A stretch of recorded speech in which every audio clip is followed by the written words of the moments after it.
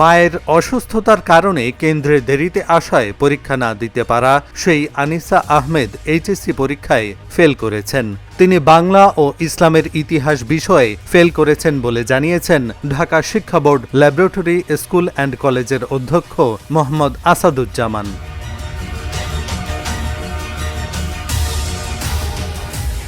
HSC পরীক্ষা শুরুর প্রথম দিন ২৬ জুন ঢাকা শিক্ষা বোর্ড ল্যাবরেটরি স্কুল অ্যান্ড কলেজের পরীক্ষার্থী আনিসা মায়ের অসুস্থতার কারণে সময় মতো পরীক্ষা কেন্দ্রে পৌঁছতে পারেননি। দেরি হওয়ায় তাকে কেন্দ্রে প্রবেশ করতে দেননি দায়িত্বরতরা।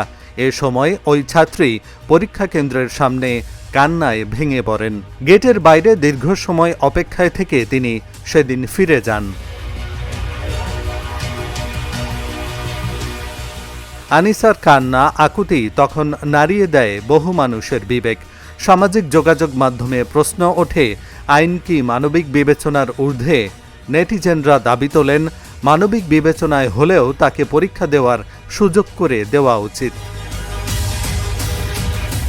অন্তর্বর্তী সরকারও সেই দাবি আমলে নেয়। প্রধান উপদেষ্টার প্রেস উইং থেকে তখন শিক্ষা উপদেষ্টার বরাতে জানানো হয়, পরীক্ষা দিতে না পারা আনিসার বিষয়টি বিশেষভাবে বিবেচনা করা হচ্ছে। কিন্তু পরবর্তীতে জানা যায় আনিসা আহমেদ মায়ের স্ট্রোকের কারণে পরীক্ষায় ১ ঘণ্টা দেরি করে কেন্দ্রে পৌঁছানোর যে দাবি তিনি করেছিলেন, শিক্ষা মন্ত্রণালয়ের তদন্তে তার কোনো প্রমাণ মেলেনি। আনিসা ঢাকা মাধ্যমিক ও উচ্চ মাধ্যমিক শিক্ষা board laboratory school and college থেকে এবার এইচএসসি পরীক্ষায় অংশ নেন। তিনি মানবিক বিভাগের পরীক্ষার্থী। এহসানুল হক, ঢাকা জার্নাল।